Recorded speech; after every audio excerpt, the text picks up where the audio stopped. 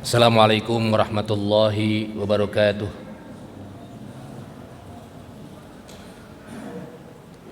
Alhamdulillah, alhamdulillahi rabbil alamin, wa bihi nasta'in wa ala umuri dunya waddin, wassalatu wassalamu ala nabiyyina Muhammadin wa ala alihi wa sahbihi ajma'in, amma ba'du. Rabbi israh li sadri wa yassir li amri wahlul 'uqdatam min lisani yafqahu qawli. Allahumma 'allimna ma yanfa'una wa zidna ilman.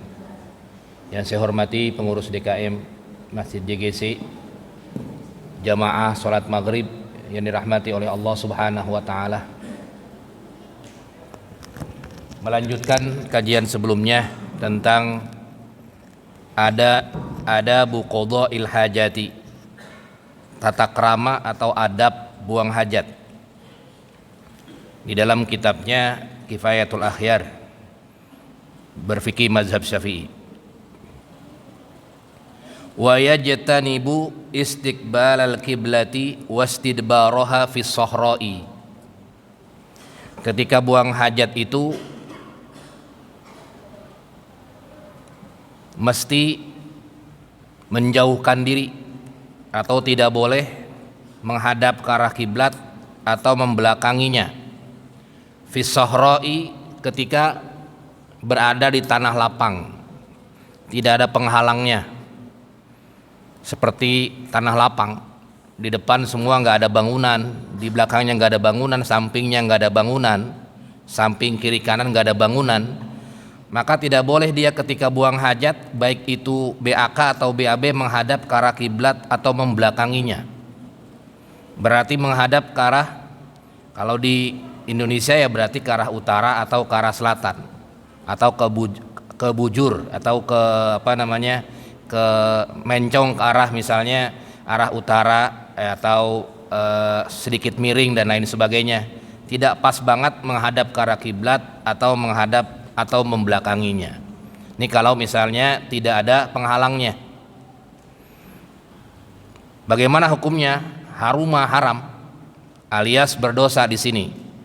Iza aroda qada'ul hajat, apabila seseorang itu hendak buang hajat fi sahra'i, ya, di tanah lapang yang tidak ada penghalangnya, haruma alaihi istiqbal, maka diharamkan baginya menghadap ke arah kiblat, wastidbar, dan juga membelakanginya. Idza lam yastatir bi syai'in sitratan mu'tabarah, apabila tidak ada penutup sama sekali. Kalau di rumah mungkin masih bisa karena ada tembok di depannya, ya. Misalnya rumahnya menghadap ke arah kiblat atau membelakanginya, karena di depannya ada penutup, ada tembok di sini, maka masih tidak masalah di sini, karena ada syaratnya. Iza lam yastatir bi syai'in satratan mu'tabarah, kalau memang tidak ada penutup sama sekali di tanah lapang, nggak ada penghalangnya, maka tidak boleh.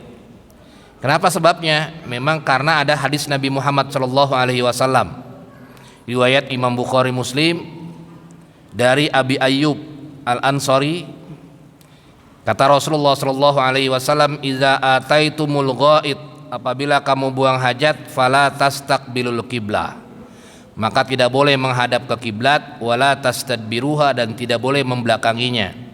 Bibaulin wala ghaitin, baik itu BAB maupun BAK. Walakin syarraku aw gharrabu, akan tetapi silakan menjauhkan diri dari arah kiblat atau membelakanginya. Rawahu Syaikkhani, hadis riwayat Imam Bukhari dan Muslim. Naha an zalik, Rasulullah SAW melarang tersebut dengan kalimat fala tastaqbilul qiblah. Ada laknya di situ. Laknya lak nahi, tidak boleh menghadap ke arah kiblat. Wa zahiruhu, dan secara zahir yang disebut dengan lak nahi berarti at-tahrim, yadullu ala tahrim, menunjukkan kepada haram. Waqtalafa atau waqtulifa fi illati dzalik, kemudian para ulama berbeda pendapat di sini. Faqila, sebagian ulama mengatakan li anna sahra, Kenapa sebabnya kok dilarang menghadap ke arah kiblat atau membelakanginya? Li'anna as-sahra la takhlu an musallin min malakin au jinnin au insiyin. Karena biasanya kalau tanah lapang kita tidak tahu, ini takutnya ada di tempat yang ditempati jin, atau warubbama waqa'a basaruhu ala farjihi fayata'azzabihi. Kemudian juga bisa jadi terlihat auratnya itu, maka itu bisa menjadi tercela. Kalau di tanah lapang kan kelihatan. Maka biasanya kalau misalnya ada di hutan itu cari yang ada daun-daunnya yang sekepala misalnya, jongkok ya, kemudian terhalang dengan daun-daun. Nah, itu tidak masuk. Tapi kalau misalnya pas banget di lapangan begitu, nanti ilatnya kenapa diharamkan? Karena ini rubbama waqa'a basaruhu ala farjihi fayata'azzabihi. Maka bisa jadi nanti ada yang melihat aurat orang tersebut sehingga menjadi tercela. Atau bisa jadi dia termasuk tempat tinggalnya jin au gairi zalik atau yang lainnya. Nah, ini ilatnya, kenapanya menurut para ulama. Qala An-Nawawi, ya, Imam Nawawi berkata hadzat ta'lilu dhaifun. Ya, memang kata Imam Nawawi ini kenapanya dhaif, ya, lemah, artinya memang tidak ada dasarnya kenapanya. Tapi yang paling utama adalah yang penting kita mengikuti sandaran hadis Nabi Muhammad SAW, tidak boleh menghadap kiblat atau membelakanginya. Wa ta'lilu sahihun, dan ta'lil alasan daripada itu, alasan yang tadi kalau di tempat terbuka, itu juga menurut pendapatnya Imam Ar-Ruyani wal Baghawi, anna jihatal qiblah mu'azzamatun, karena arah kiblat itu adalah arah yang agung, sehingga tidak bisa seseorang fawajaba siyanatuha bis-sahra, maka wajib menjaganya. Wal warakhasa fil bunyani limasaqqah, dan dirukhsah tidak mengapa kalau ada bangunannya atau ada penghalangnya. Nah, ini yang diperbincangkan oleh para ulama jamaah sekalian yang dirahmati oleh Allah Subhanahu wa taala. Kemudian yang selanjutnya wal baula fil ma'ir raqidi, dan tidak boleh buang hajat di air yang tidak mengalir. BAK atau BAB, di air yang raqidi, yang diam saja tidak mengalir. Wa yajtanibul baula fi al-ma'ir raqid, dan hendaklah menjauhkan diri BAK fil ma'ir raqidi, dari atau di air yang tidak mengalir. Kenapa sebabnya? Karena memang ada hadis Nabi Muhammad SAW, la yabulanna ahadukum fil ma'id daimi, tidak boleh seseorang itu BAK di air yang tidak mengalir. Rawahul Bukhari wa Muslim an Abi Hurairah, hadis riwayat Imam Bukhari Muslim dari Abu Hurairah. Jadi buang hajat tidak boleh di tempat yang tidak mengalir. Kalau di sepiteng kita kan ya alir juga, mengalir, akhirnya mengalirnya ke sepiteng begitu. Ini biasanya di tempat-tempat yang umum, di sungai atau dimanapun di mata air yang tidak mengalir. Takutnya itu tidak mengalir sehingga ada orang atau ada hewan atau ada orang yang ingin mempergunakannya, nanti repot, bisa berubah warna, bau dan rasanya nanti kalau misalnya dia tidak mengalir. Biasanya kalau mengalir kan airnya terus-menerus menjadi jernih karena baru terus airnya. Tapi kalau tidak mengalir, nanti bisa menjadi najis air tersebut. Wa hadzal man'u yashmalul qalil wal katsir. Larangan ini baik itu sedikit atau banyak, lima fihi minal istiqdar, ya, karena memang kalau memang sudah tercela, ya, bagian dari akhlak, ya tidak boleh. Wan nahyu fil qalili asaddu lima fihi min tanajjusil ma. Mau dia banyak mau sedikit, yang penting itu adalah dia airnya air tenang, air yang sedikit, air yang tidak mengalir, maka tidak boleh, tetap tidak boleh begitu. Karena bisa berubah nanti warna, kecuali ya kalau airnya banyak banget. Ya tidak, ya kalau dalam air yang pernah kita pelajari di bab-bab sebelumnya, air yang sangat banyak kalaupun diberi atau kalaupun ada BAK atau BAB beberapa orang atau puluhan orang tapi airnya banyak banget sedanau, maka tidak akan berubah warna, bau dan rasanya juga karena airnya banyak banget. Tapi kalau misalnya bayangkan kalau misalnya airnya banyak pun, kalau misalnya yang qadha'il hajat, yang buang hajat juga sama-sama banyaknya, sama-sama juga nanti hitam-hitam juga akhirnya airnya berubah menjadi hitam. Kalau sudah berubah warnanya, berubah bau dan rasanya najis walaupun airnya banyak begitu. Tapi kalau mengalir terus walaupun puluhan orang BAB atau buang hajat di situ karena airnya mengalir ya, maka akan terjadi pembaharuan air tersebut ya, mengalir terus sampai ke laut atau ke tempat yang lain dan seterusnya. Nah, ini yang dikomentari oleh para ulama jamaah sekalian yang dirahmati oleh Allah Subhanahu wa taala. Wa tahta syajaratil musmirati, dan tidak boleh di bawah pohon yang sedang berbuah. Ini juga bagian dari akhlak, bagian dari adab qadha'il hajat. Wa yajtanibul baul tahta syajaratil musmirah, dan hendaklah dijauhkan atau menjauhkan diri dari BAB atau BAK di tempat pohon yang musmirah yang sedang berbuah. Wal ghaiti aula, baik itu BAB atau BAK. Kenapa hikmahnya? Hikmahnya ya ilat nyari hukumnya. Hikmahnya adalah fi dzalika hatta la tatanajjasus samarah wa tufsidu aw ta'afi hal anfus. Ya kalau misalnya di bawahnya dia BAK atau BAB, kemudian di atas pohonnya buahnya berbuah, kemudian bisa jadi jatuh dia buahnya ke bawah, dan orang yang mengambil itu nggak tahu bahwasanya di bawahnya tempat najis, maka repot nantinya.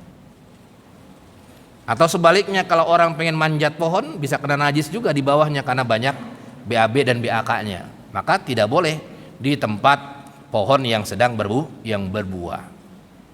Wal muradu bil musmirati allati min sya'niha antasmaro, ya ketika pohonnya benar-benar berbuah.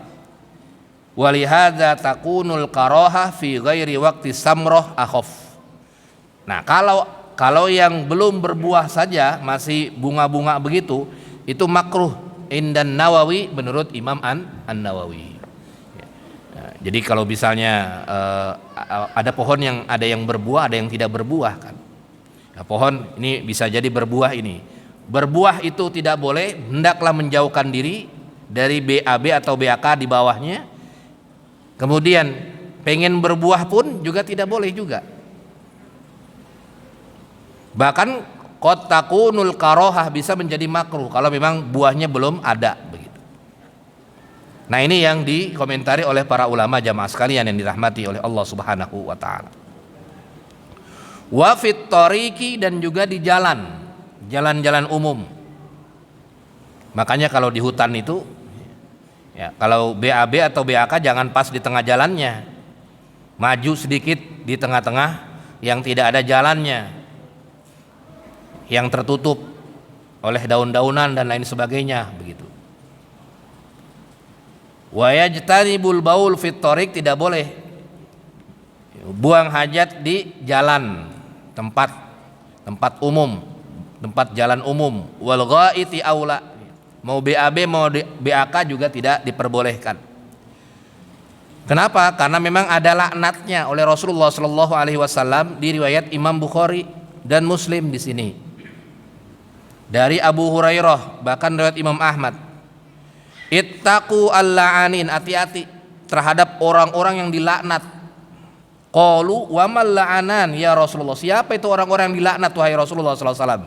Kata para sahabat, qala alladzi yatakhalla fi tariqin nas au fi dhillihim, orang yang tidak tahu akhlak, dia BAB atau BAK di tempat jalan-jalan umum, au fi zillihim, atau di tempat-tempat yang biasa didatangi oleh orang-orang umum, tempat ngumpul, tempat tempat menjadi jalan tersebut adalah jalan umum atau tempat ngumpul orang, maka itu dilaknat oleh Rasulullah sallallahu alaihi wasallam. Rawahu Muslim, hadis riwayat Imam Muslim, tidak boleh. Wasuqbi, dan di pojokan.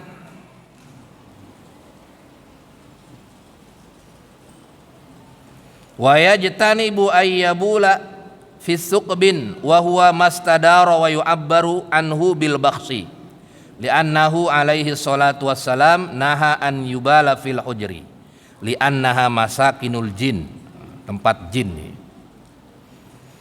Dan juga mesti menjauhkan diri BAK atau BAB itu di pojok-pojokan begitu. Kenapa sebabnya? Karena memang ada hadis Nabi Muhammad SAW melarang untuk qoda'il hajat di tempat tersebut.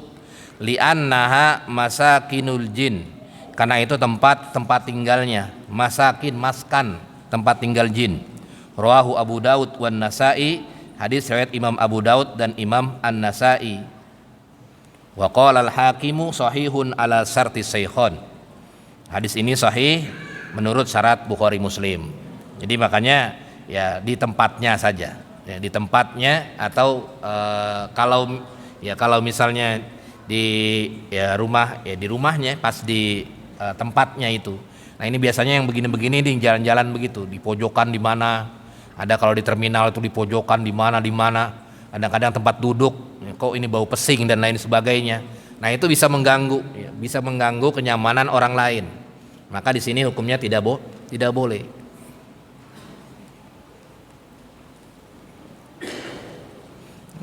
Di tempat umum gitu, yang tidak terurus. Apalagi kalau sekarang sih, kalau yang sudah terurus enak, sudah ada orang yang membersihkan, jadi bersih terus. Tapi dulu itu di mana di terminal-terminal yang tidak terurus itu biasanya begitu, sembarangan, kencing sembarangan.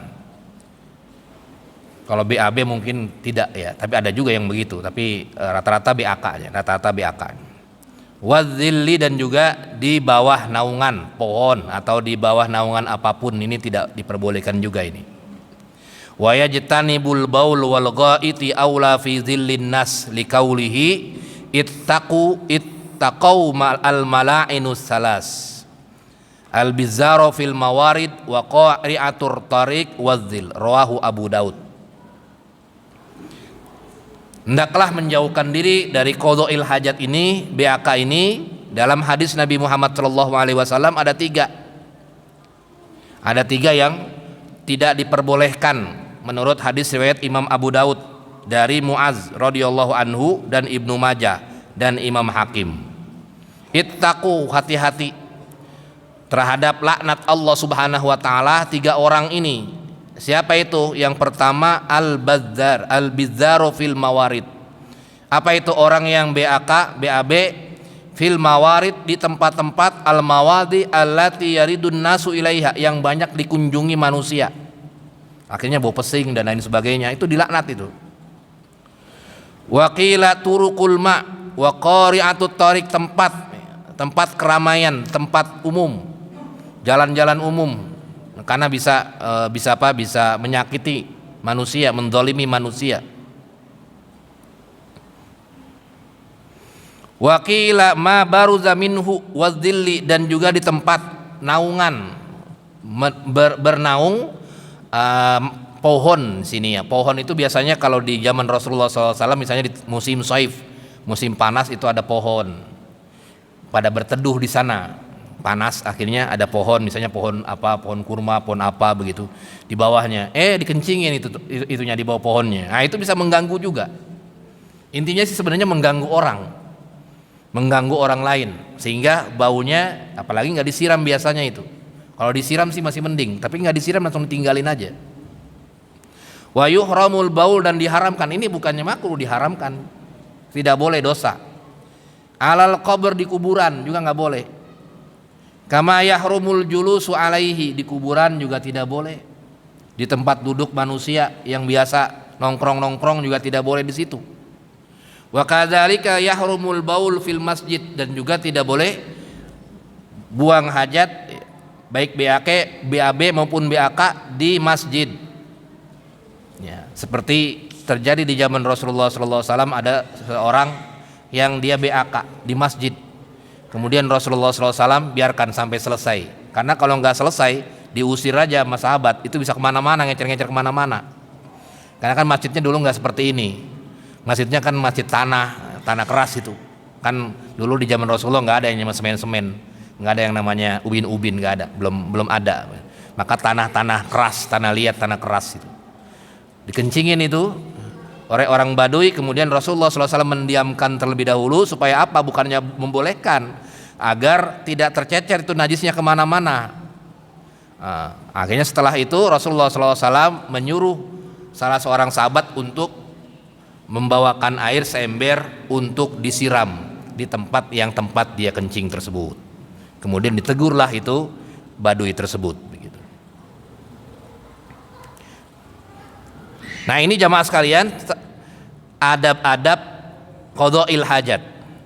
Kemudian wala yatakallam 'alal bauli wal ghaiti, enggak boleh ngomong. Ketika BAK atau BAB itu enggak boleh ngomong dia. Itu bagian dari adab juga. Ai nadaban, tapi menurut Syafi'iyah, pendapat Syafi'iyah ini adalah makruh. Makruh wa yukrahu. Kalau dia tidak ngomong itu sunnah, artinya lawannya. Kalau dia ngomong ketika BAK atau BAB makruh.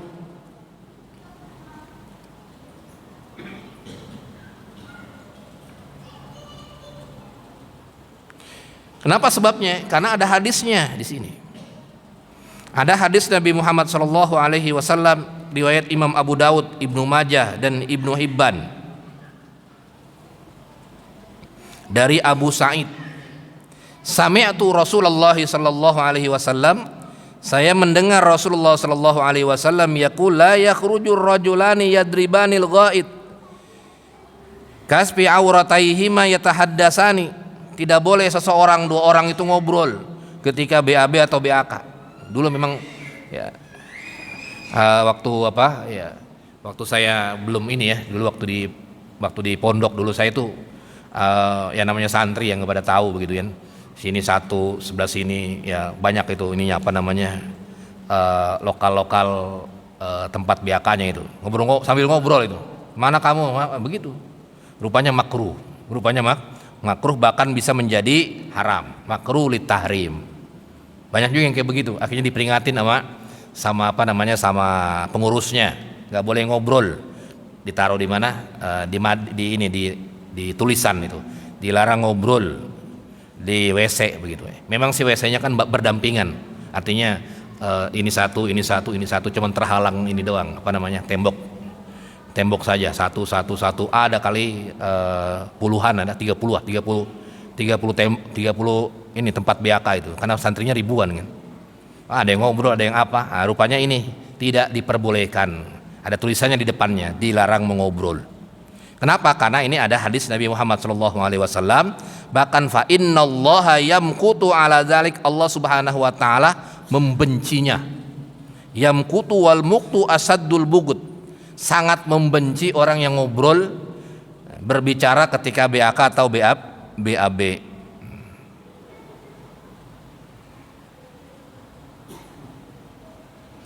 Kemudian juga wa alla ya'kula wa la yasrab, enggak boleh makan dan enggak boleh minum. Termasuk ini makan minum itu kan rokok. Ada yang kayak begitu dulu. Orang yang merokok di di WC begitu dan sebagainya. Enggak boleh juga di sini. Tidak boleh. Apalagi rokok tahu sendiri kan bagaimana hukumnya dan lain sebagainya. Tidak boleh minum, tidak boleh makan di dalam WC. Wa yambagi alla yanzura ila ma yakhruju minhu wala ila farjihi wala ila samai wala ya'ibu biyadihi. Dan tidak boleh ketika BAK atau BAB ini menyibukkan diri. Jadi fokus benar-benar nggak lama. Kadang-kadang orang ada juga yang lama banget, yasgulu nafsahu, menyibukkan diri lama ya tadi apa. Kadang-kadang kalau zaman sekarang ada yang mendengarkan apa begitu ya, musik dan lain sebagainya begitu, ngerokok lah, nauzubillah summa nauzubillah. Jadi BAB-nya sampai setengah jam gitu, padahal sebenarnya 3 menit juga cukup. Nah itu tidak boleh begitu, yang begitu tidak diperbolehkan, adabnya tidak ada. Wa yukrahu itolatul qu'udi. Nah ini dimakruhkan tidak boleh lama-lama duduk fil khola'i, di jamban itu lama banget begitu, nggak boleh dia lama-lama. Wa yukrahu, dan juga tidak diperbolehkan ayyakuna ma'hu syai'un fihi ismullah. Tidak boleh ada yang ketika bawa ke jamban itu ada nama Allah Subhanahu wa taala. Kal khotam, seperti yang ada di mana? Yang ada di cincinnya misalnya, ada nama-nama Allah dan lain sebagainya, zikir-zikir. Itu tidak diperbolehkan, dilepas. Yukrahu dzalik, dimakruhkan indan Nawawi war Rafi'i. Menurut Imam Nawawi dan Imam Rafi'i. Itu adabnya seperti itu. Wa kaza ma kana fihi Quran, juga sama, ada bacaan-bacaan. Lupa mungkin di dalamnya rupanya ada ini, ada apa namanya? Ada selembar Quran begitu kan. Masuk dia WC, itu juga tidak diperbolehkan. Ta'ziman lahu, sebagai pengagungan terhadap kalimat-kalimat tersebut. Kenapa sebabnya? Karena ada dasarnya juga. Di hadis Nabi Muhammad sallallahu alaihi wasallam, kana Rasulullah sallallahu alaihi wasallam idza dakhalal khala, apabila ia masuk ke jamban, wada'a khatimahu, ia letakkan cincinnya, karena cincin Rasulullah itu kayak cap begitu. Dulu ketika dalam pemerintahan ingin mengutus Mu'az bin Jabal ke Yaman, capnya pakai gitu. Pakai apa? Pakai cincinnya. Allahu Akbar. Ada zikirnya begitu. Nah, dicopot oleh Rasulullah sallallahu alaihi wasallam, li'annahu kana, ini karena di cincinnya ada kalimat Muhammadun Rasulullah begitu. Buat cap itu ya begini. Rawahu Tirmidzi, hadis riwayat Imam At-Tirmidzi.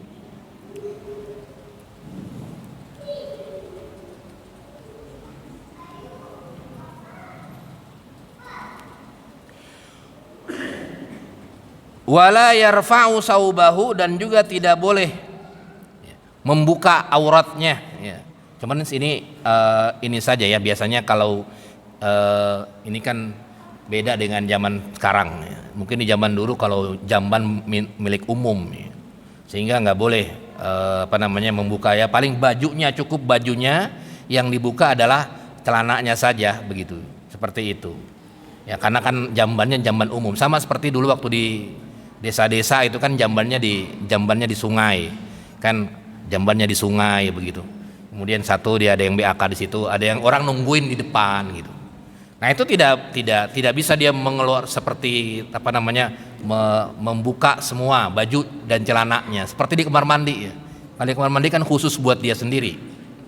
Nah ini takliknya ini adalah dia biasanya di tempat-tempat umum. Kenapa? Ya karena memang Rasulullah Shallallahu Alaihi Wasallam tidak seperti itu. Rawahu Abu Daud, hadis riwayat Imam Abu Daud. Jadi kalau yang di tempat-tempat umum itu ya tetap ya, kalau misalnya jamban kan kelihatan ininya mukanya aja kelihatan, ya, bajunya kan masih pakai baju dia, paling yang nggak kelihatan bawahnya saja. Nah itu makanya dia tidak dibuka bajunya begitu. Kalau di tempat-tempat umum,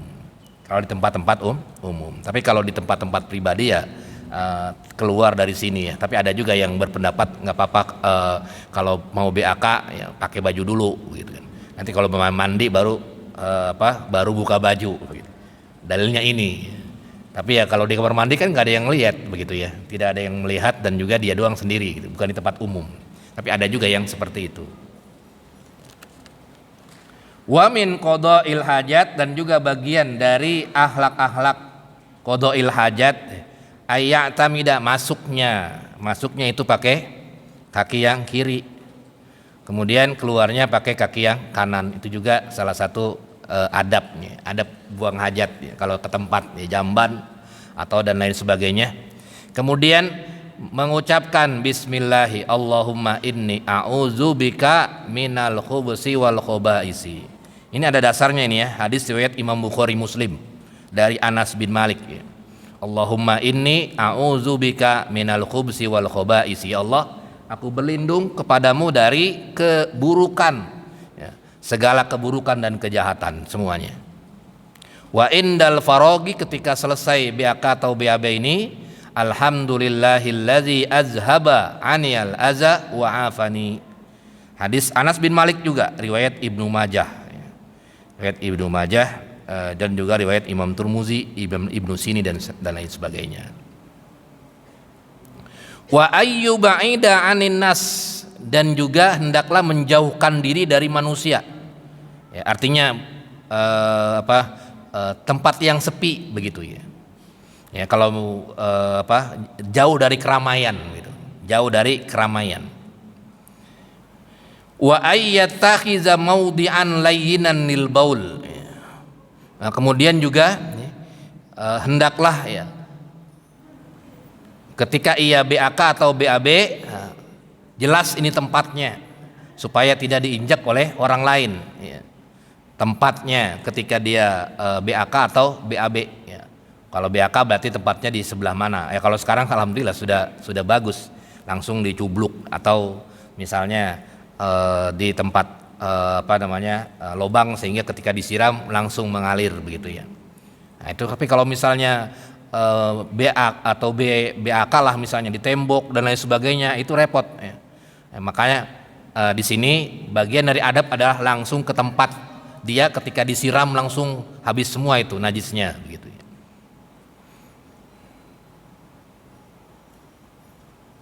Nah, ini bagian dari qadha'il hajat. Adab qadha'il hajat, tata krama daripada buang hajat. Wa ayyuhayyi'a ahjarul istijmar. Nah, ini juga kalau yang beristijmar pakai batu itu untuk mempersiapkan diri dulu sebelum dia BAK atau BAB atau BAK begitu ya. Jadi jangan sampai sudah BAB, BAK baru nyari-nyari batunya begitu. Nah, tidak. Wa alla yastanjiya bil ma' fi maudhi'i qadha'il hajat illa fil marahidi. Nah, kemudian juga sama ya, tidak beristinja ya, dengan kalau dalam mazhab Syafi'i ya, afdolnya kan jelas ya, afdolnya itu kalau memang ada dua ya, batu dengan air ya. Kemudian kalau misalnya pengen satu-satu ya, yang paling afdol apakah batu apa air? Yang paling afdol adalah air menurut mazhab Imam Syafi'i begitu ya. Nah, ini jamaah sekalian yang dirahmati oleh Allah Subhanahu wa taala terkait dengan qadha'il hajat. Sampai di sini ada diskusi tafadhol terkait dengan qadha'il hajat.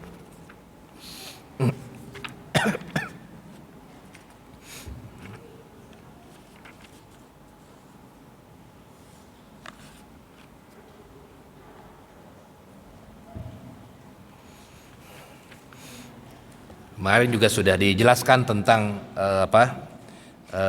membersihkan, beristinja dengan memakai selain batu dan selain air ya, seperti di mall-mall atau di hotel-hotel yang atau di barat ya, dimanapun ya, yang dia hanya memakai tisu basah begitu dan seterusnya, tisu basah dan seterusnya ya. Memang di pertemuan yang sebelumnya yang penting syaratnya yang pertama adalah dia ayyakuna tahiran ya, suci, kemudian juga bukan barang yang dihormati. Nah, itu syarat-syarat ya. Kalau pengen mengganti air atau mengganti batu, mungkin kalau pakai air boros, airnya di hotel airnya boros, ya udah pakai tisu aja akhirnya begitu ya. Pakai tisu.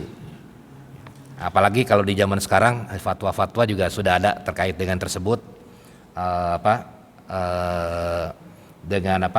Bisa mengganti batu ya, bisa mengganti batu. Yang penting ainun najasah hilang. Ainnya itu bentuknya najis itu hilang. Bentuk najis itu adalah hilang, itu yang pertama. Tapi sekarang sudah saya ini pernah juga di hotel itu tetap sekarang walaupun pakai tisu juga sudah ada kok ininya airnya juga sudah ada. Itu malah lebih afdol itu. Pakai tisu juga, pakai air juga, sama seperti batu juga, kemudian air juga begitu ya. Air juga pakai, kemudian batu juga pakai. Ya, airnya, batunya buat apa? Buat membersihkan ainnya, apa namanya, bentuk najisnya dibersihkan, kemudian airnya untuk membersihkan sisa-sisanya. Ada diskusi jamaah sekalian yang dirahmati oleh Allah Subhanahu wa taala.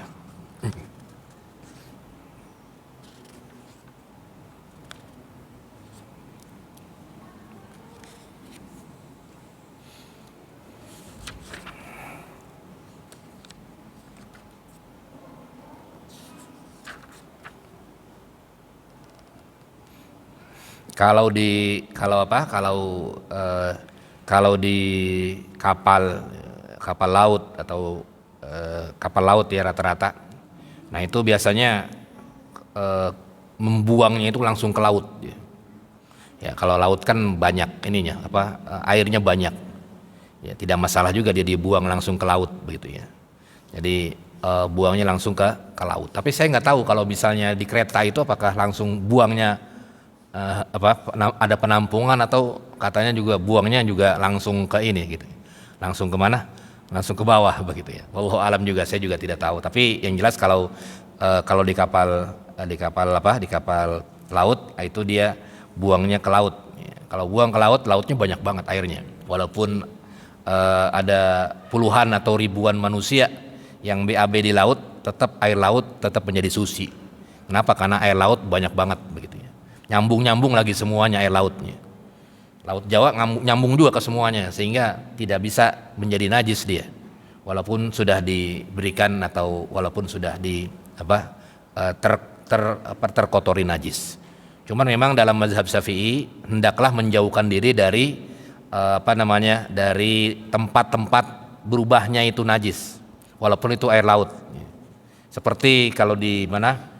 Kalau di depan itu di utara itu Jakarta Utara itu kan air lautnya kalau di dekat-dekat di dekat-dekat pantainya itu sudah beda itu.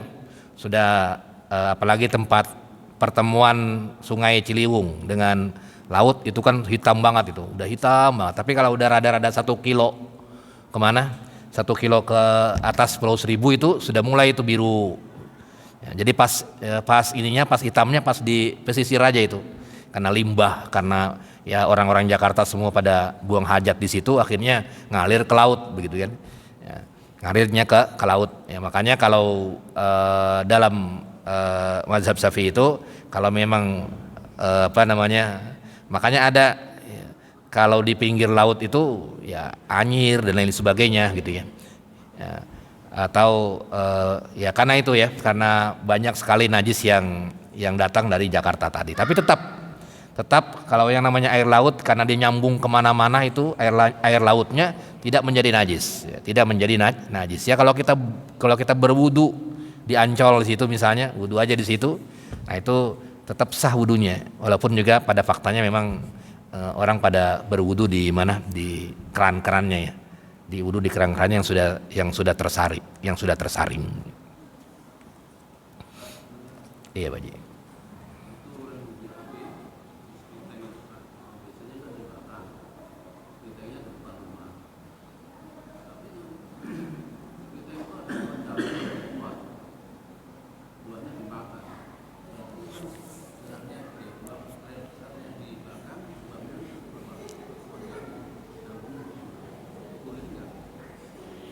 Ya, menarik misalnya ketika seseorang BAB kemudian jatuh ke spiteng.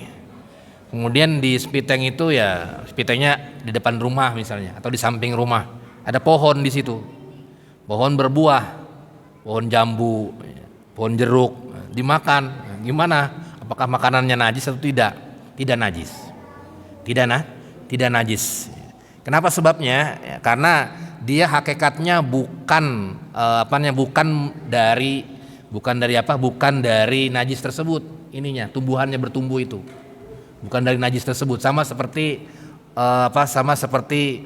lele yang ketika pangannya itu adalah kotoran manusia, tetap dia diolah itu di perutnya itu, walaupun ada sebagian ulama yang nggak boleh kalau lelenya itu makan najis semua, tapi tetap ada yang mengatakan bahwasanya kalau dia itu walaupun dia pernah makan najis tapi makanan utamanya itu adalah bukan najis tersebut, maka tetap lelenya itu adalah boleh begitu. Artinya tetap itu namanya ikan, kalau ikan itu halal begitu. Walaupun dia makannya apapun gitu ya.